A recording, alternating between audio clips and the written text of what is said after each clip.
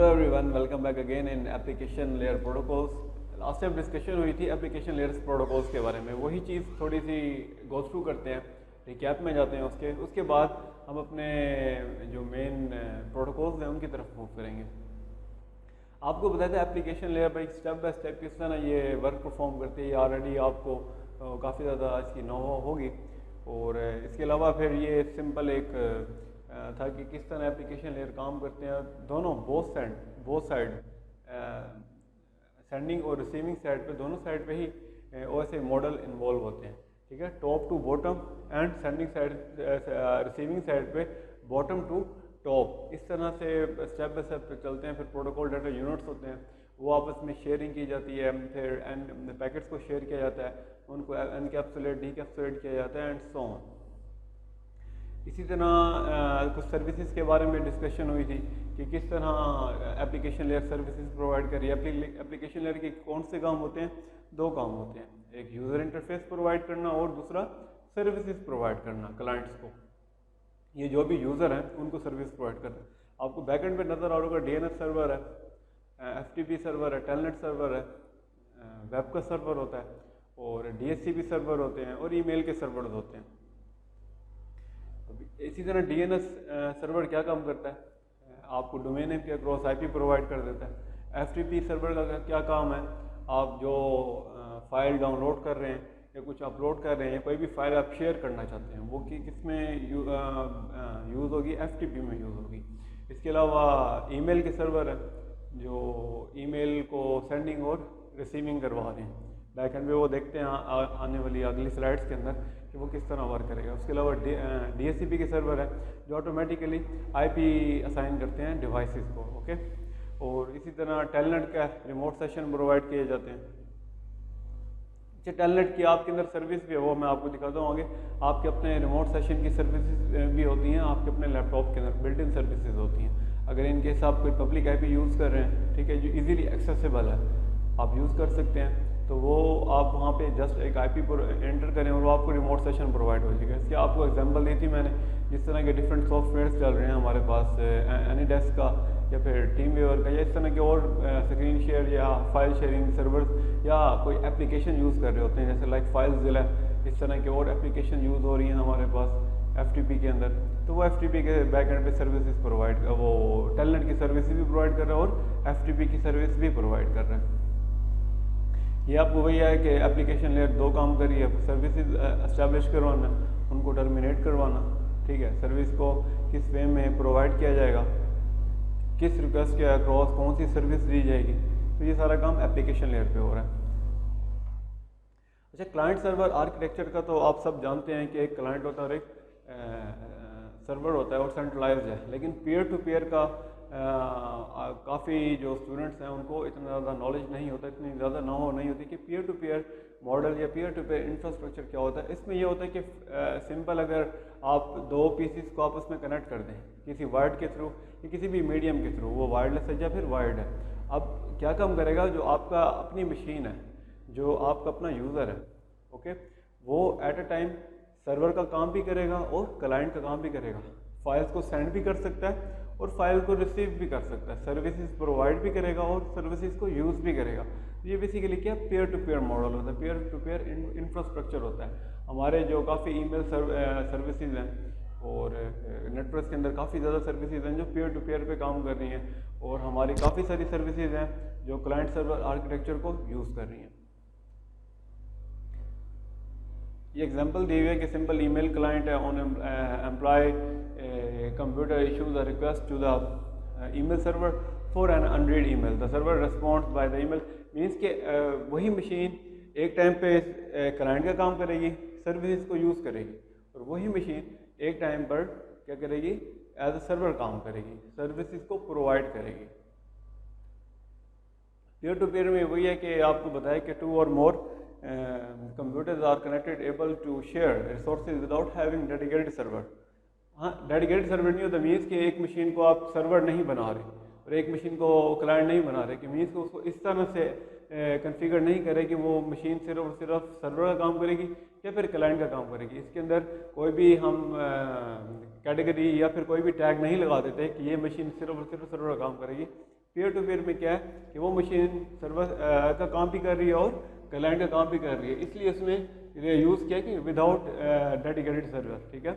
उसके बाद every and devices can function as the client और server on a per request basis. Her request के ऊपर वो या तो क्लाइंट का काम करेगी या फिर सर्वर का काम करेगी। Resources are decentralized, information can be located anywhere, कहीं भी इंफॉर्मेशन हम सेव कर सकते हैं, ठीक है, उस इंफॉर्मेशन को यूज़ कर सकते हैं, उस इंफॉर्मेशन को आगे प्रोवाइड की कर सकते हैं।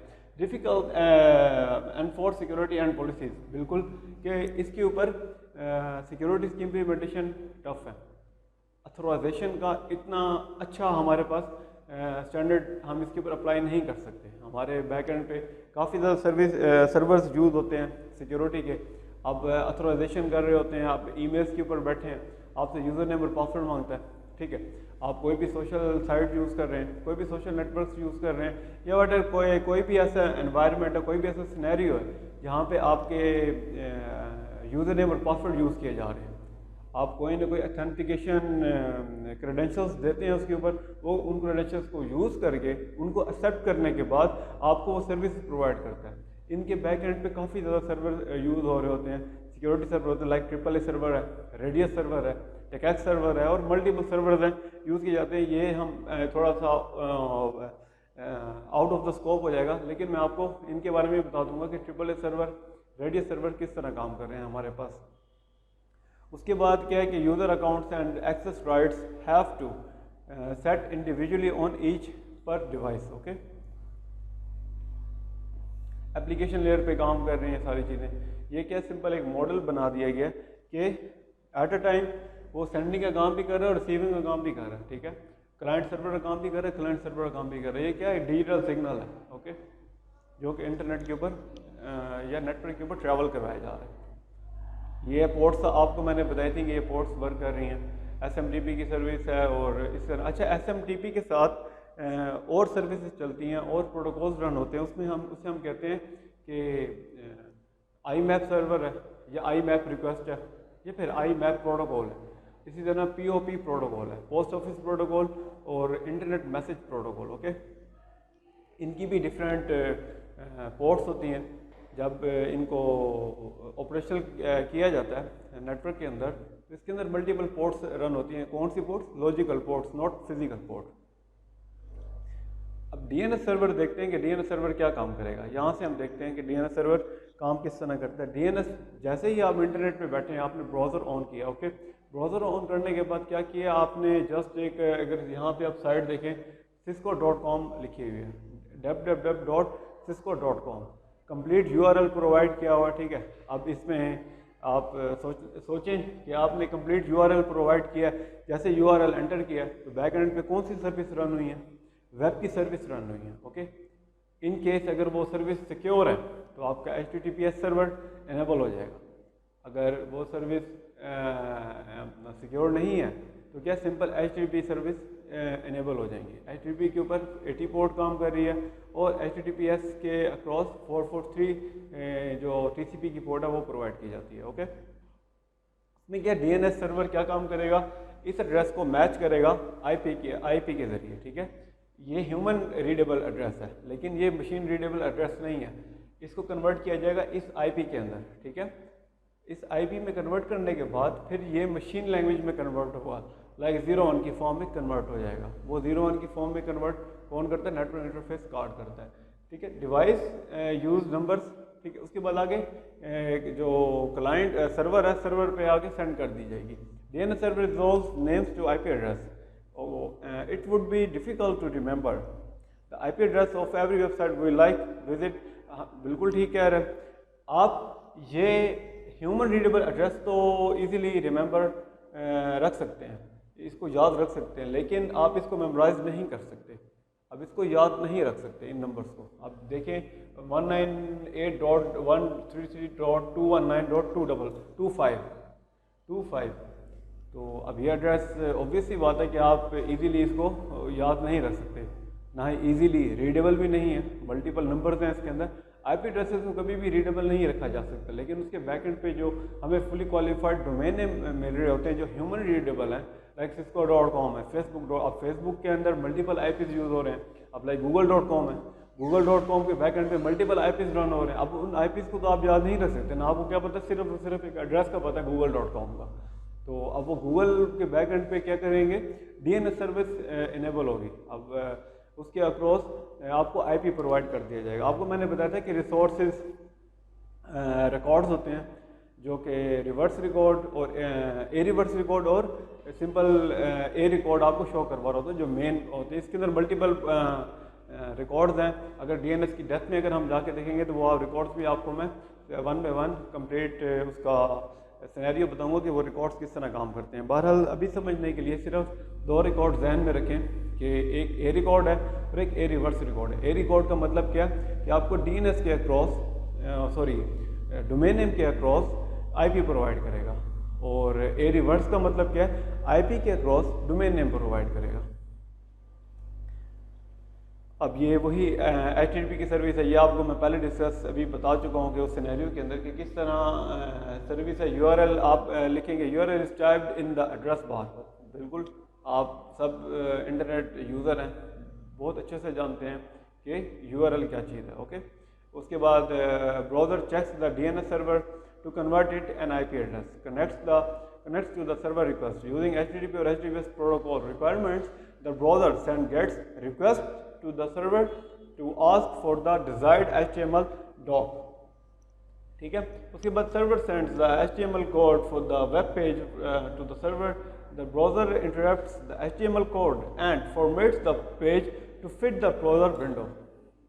कंप्लीट जितने भी आपके पास पेजेस शो हो रहे हैं आपके गूगल क्रोम के ऊपर, या आप कोई भी ब्राउज़र यूज़ करते हैं, कोई भी ब्राउज़र एप्लीकेशन यूज़ कर रहे हैं, तो वो क्या करता है, फिट टू विंडो करता है कि लैपटॉप के अगर आप ऊपर आप यूज़ कर रहे हैं उसके ऊपर आपको किस तरह शो करवाना है। इन केस अगर आप मोबाइल पे यूज़ कर रहे हैं तो वो HTML पेज आपको किस तरह शो करवाना है। वो मल्टीपल सिनेरियोज बैकएंड पे चल रहे होते हैं, तो उसमें ये चीज़ रन हो रही थी। लेकिन क्या है कि आप कोई भी सर्विस URL एंटर करेंगे या कोई भी एड्रेस एंटर करेंगे तो बैक एंड पे हमेशा क्या है, सर्विस यूज़ होती है, वेब की सर्विस यूज़ होगी। ये सिंपल सी एग्जांपल है कि क्लाइंट ने क्या एंटर किया, एक URL एंटर किया। ठीक है, URL enter request page send हुआ है सर्वर के ऊपर, और सर्वर ने वापस रिप्लाई किया इसको और एक पेज ओपन करवा दिया। ओके, अब मल्टीपल टैब्स भी आप ओपन कर रहे होते हैं, लाइक cisco.com आपने ओपन किया, इसके अंदर मल्टीपल इंटरलिंक पेजेस हैं, आप उन पे क्लिक करते हैं, वो सर्विस दोबारा आगे सेंड की जाती है, उसके अक्रॉस आपको वो पेज नज़र आ जाता है। फिर आप एक और टैब में ओपन करते हैं, मल्टीपल टैब्स ओपन करते हैं और बैक एंड पे वो रिक्वेस्ट को फुलफिल करता रहता है आपकी। ओके, तो यहाँ तक आपको आइडिया हो गया होगा कि भाई किस तरह काम करें। हम पूरा एक सिनेरियो देखेंगे कि किस तरह वेब की सर्विस जो है वो 1 बाय 1 मूव होती है और फिर वापस सर्वर से रिक्वेस्ट जनरेट होती है, रिप्लाई आता है और हमारी स्क्रीन पे शो हो जाता है। आपके पास अगर इंटरनेट बहुत अच्छा है, आप क्या करते हैं, जस्ट हिट एंटर करते हैं, जस्ट एंटर को प्रेस करते हैं और आपके पास फ़ौरन पेज ओपन हो जाता है। अब उसमें मल्टीपल पेजेस हैं। आपको मैंने लास्ट टाइम एक सिनेरियो बताया था, यहाँ पे मैं आपको दोबारा दिखा देता हूँ।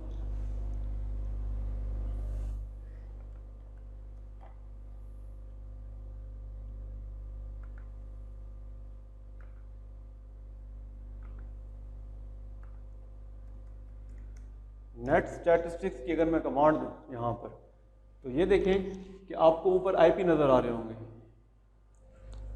मैं स्क्रीन थोड़ी एडजस्ट कर दूँ आपको, ये देखें आपको आईपी नज़र आ रहे होंगे यहाँ पे। ठीक है, मल्टीपल है। अब ये जो आईपी है ये मेरी मशीन का आईपी है। ओके, ये जो आईपी शो हो रहा है आपको, ये मेरी मशीन का अपना आईपी है। और प्रोटोकॉल कौन से रन हो रहे हैं, टीसीपी का प्रोटोकॉल रन हो रहा है मेरे पास। टीसीपी का प्रोटोकॉल कौन सा रन हो रहा है, HTTP का प्रोटोकॉल है, DNS के प्रोटोकॉल है। ठीक है, और इस तरह मल्टीपल। अब ये जो आपको आगे कॉलन के बाद आगे एक और नंबर शो हो रहा है, इसे हम कहते हैं नॉन वेल नोन पोर्ट्स कहते हैं, सोर्स पोर्ट कहते हैं। एक तो वेल नोन पोर्ट्स आपको मैंने बताई हैं कि HTTP की सर्विस जितनी भी हमारे पास वेल नोन सर्विसेज हैं उन सब की क्या वो वेल नोन पोर्ट्स हैं, उनकी रेंज होती है। और ये कंप्लीट क्या शो करवा रहा है, अननोन पोर्ट्स शो कर रहा है, लेकिन क्या आपकी सोर्स पोर्ट्स है। अब ये जो आप मल्टीपल टैब्स ओपन करते हैं, अब सर्वर को किस तरह पता चलता है कि वही क्लाइंट मेरे पास बार बार रिक्वेस्ट सेंड कर रहा है या फिर कोई और डिफरेंट क्लाइंट मेरे पास रिक्वेस्ट सेंड कर रहा है, ठीक है। ये आईपी सेम होगा क्लाइंट का, अगर अगेन अगेन वही क्लाइंट रिक्वेस्ट सेंड कर रहा है, और ये जो आगे सोर्स पोर्ट है इसके अक्रॉस उसे आइडिया होगा कि वही क्लाइंट, ठीक है, और कौन सी रिक्वेस्ट जनरेट कर रहा है, कौन सी सर्विसेज चाहता है, एस्टैब्लिश करवाना है या फिर डिस्कनेक्ट करवाना है या फिर उसको पेंडिंग में रखना है, क्या काम करना है उसके बैकएंड पे, ठीक है। ये सिंपल एक नेट स्टेट की कमांड आप अपने लैपटॉप पे रन कर सकते हैं, आपको आइडिया हो जाएगा कि भाई किस तरह ये वर्क करेगी। इसी तरह ईमेल सर्विसेज यूज़ कर रहे हैं आप लोग, बहुत हाई लेवल पे ईमेल सर्विसेज यूज़ हो रही हैं, ईमेल यूज़ हो रहा है, क्यों? क्योंकि फास्ट है। नेटवर्क के ऊपर जब भी आप किसी को ईमेल सेंड करते हैं with in a seconds next जो आपका रेसिपिएंट है वहाँ तक इजीली पहुँच जाता है। अब इसके बैक एंड पे मल्टीपल एजेंट्स रन हो रहे हैं, मल्टीपल सर्विसेज प्रोटोकॉल्स रन होते हैं।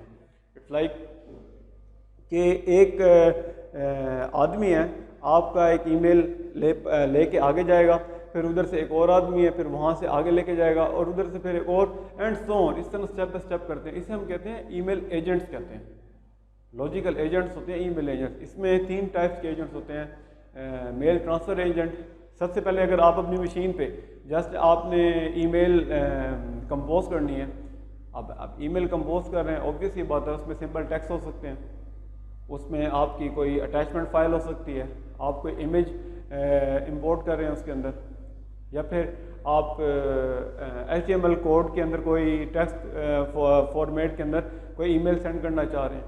तो ये क्या डिफरेंट फॉर्मेट्स को सपोर्ट भी करता है ईमेल। अब वो सपोर्ट बैकएंड पे किस तरह कर रहा है, वो प्रोटोकॉल्स के ऊपर सपोर्ट कर रहा होता है।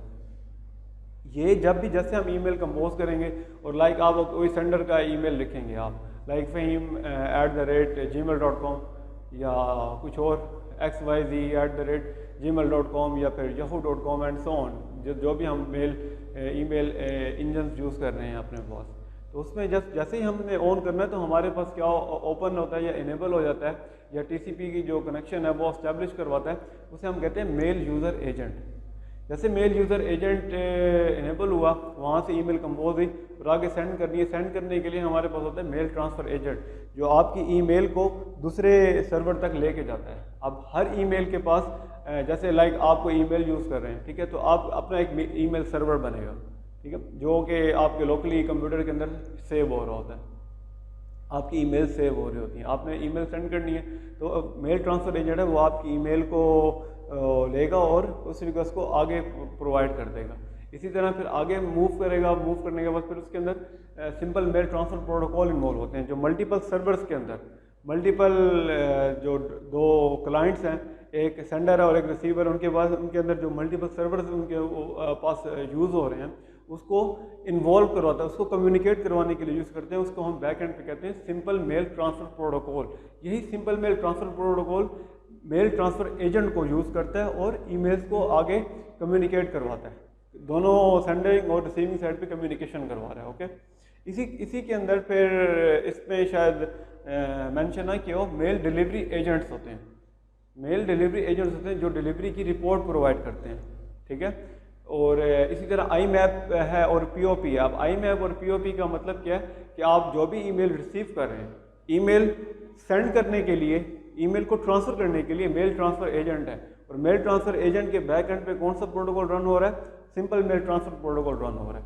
अब ईमेल रिसीव भी तो करनी है, ईमेल को आपने रिट्रीव करना है, ईमेल को डाउनलोड करना है, ईमेल को रिमूव करना है, तो वो जो सर्विसेज आपको प्रोवाइड कर रहा है ईमेल के ऊपर, उसे हम POP3 कहते हैं, पोस्ट ऑफिस प्रोटोकॉल वर्जन 3, और जो आजकल यूज़ हो रहा है IMAP4 internet message protocol version 4, जो बहुत एडवांस्ड है, ठीक है।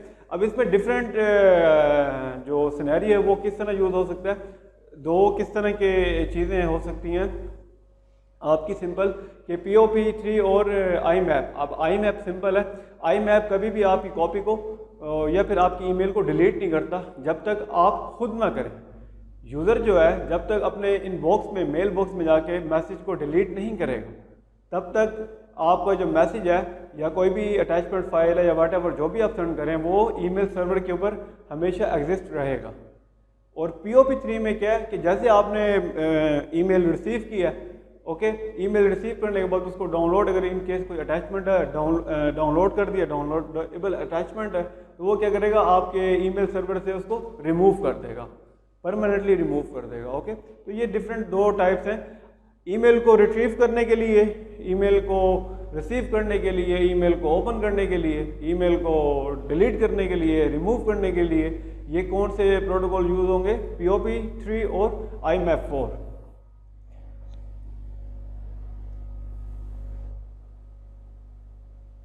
ये सिंपल एक सिनेरियो है, इस सिनेरियो को और टेस्ट में जाके देखेंगे हम, एक और इसके ऊपर लेक्चर रख लेंगे, तो आपको काफ़ी ज़्यादा सिनेरियोज बता के एग्जांपल्स के साथ HTTP किस तरह काम कर रही है, DNS किस तरह काम कर रहा है, ये जो मेल ट्रांसफ़र एजेंट्स है ये किस तरह काम कर रहे हैं। सिंपल सा, बहुत सिंपल सा सिनेरियो है। ये मल्टीपल क्लाइंट्स हैं और ये सर्वर, ये क्लाइंट्स हैं और ये इन क्लाइंट्स के सर्वर्स हैं। अब लाइक एक क्लाइंट है मेल यूज़र एजेंट है, इसका भी मेल यूज़र एजेंट अपना होगा, इसका भी सर्वर अपना होगा और इसका भी सर्वर अपना होगा। लाइक मैंने एक ईमेल सेंड करनी है, इसको ईमेल सेंड करनी है, तो ये मेरा जैसे ईमेल ओपन होगा POP3 के ज़रिए मैं यहाँ पे ईमेल रिसीव कर रहा हूँ, ठीक है, और ये आपस में जो ईमेल्स को सर्वर्स को आपस में कम्युनिकेट करवा रहा है वो क्या है? MTA है। वो कौन सा प्रोटोकॉल हो रहा है? Simple mail transfer protocol run हो रहा है। इसी तरह FTP का सर्वर है। FTP का सर्वर आपको पहले बता दिए कि सिंपल सा रिमोट सेशन के ईमेल्स को या फिर फाइल्स को शेयर करने के लिए यूज़ किया जाएगा, ठीक है। Dynamic host configuration protocol, dynamic host configuration protocol किस तरह काम करता है? ऑटोमेटिकली मशीन्स को IP असाइन करता है। अब फॉर एग्जांपल आपके पास 100 यूज़र्स का एक नेटवर्क बना हुआ है। अब 100 यूज़र के नेटवर्क को अगर आप 1 बाय 1 कन्फिगर करने बैठ जाओ तो चलो ठीक है भाई, आप शायद आपके पास एम्प्लॉयज़ ज़्यादा हैं, जिस तरह के टेक्नीशियन ज़्यादा हैं, चलो उनमें कोई 10 टेक्नीशियन आपने उठा लिए हैं, चलो आपने वो हर टेक्नीशियन को ना 10 पीसी दे दिए हैं, उनके ऊपर जाके मैनुअली आपने क्या करना है जी? IP असाइन करना है। हर मशीन को ओपन किया, उसके नेटवर्क इंटरफेस में गए और उसको IP एड्रेस असाइन करने बैठ गए। ओके, चलो जी, चलो थोड़े बहुत सिनेरियो में ये चीज़ समझ आती है। अब तब क्या होगा जब यूज़र आपके 500 हो गए या फिर 1000 यूज़र हो गए, तो अब क्या करेंगे आप कि अपने हर एम्प्लॉय को लगाओगे, आपके तो पूरे के पूरे मतलब कि एम्प्लॉयज़ इसके ऊपर खर्च हो जाएंगे। तो 1000 यूज़र को अगर आप मैनुअली करने बैठ गए तो यार डोंट यू थिंक कि बहुत ही एक फूल सिनेरियो है ये। तो इस चीज़ से बचने के लिए, इस चीज़ से इस कॉम्प्लेक्सिटी को ख़त्म करने के लिए हमारे पास क्या रन होता है? DHCP प्रोटोकॉल रन होता है, डायनामिक होस्ट कॉन्फ़िगरेशन प्रोटोकॉल, जो कि विद इन अ सेकेंड्स जितने भी थाउजेंड्स ऑफ नेटवर्क बना हुआ है या फिर 1000 यूजर्स हैं मेरे पास, उन सब को ऑटोमेटिकली IP असाइन कर देता है। अब डिपेंड करता है कि मैं IP एड्रेसिंग स्कीम कौन सी यूज़ कर रहा हूँ, वो नेटवर्क डिज़ाइन मैं किस तरह से कर रहा हूँ। ओके, तो ये DHCP का जो काम है वो बेसिक ये होता है। इसी तरह टेलनेट है, टेलनेट के अंदर बैक एंड पे सर्विसेज चलती हैं, वर्चुअल ट्रंक्स चलते हैं, वर्चुअल लाइंस होती हैं, तो इनकी भी कॉन्फ़िगरेशन होती है कि टेलनेट के ऊपर आपने सिक्योरिटी किस तरह इन्वॉल्व करनी है, सिक्योर शेल किस तरह अप्लाई करना है, SSH की सर्विस किस तरह अप्लाई करनी है आपने। तो ये क्या रिमोट सेशंस के लिए होता है। तो उम्मीद करता हूँ कि यहाँ तक आपको काफ़ी ज़्यादा नॉलेज मिल गया होगा about the application layer protocols. तो इंशाल्लाह अगले लेक्चर में मिलेंगे। अल्लाह हाफ़िज़।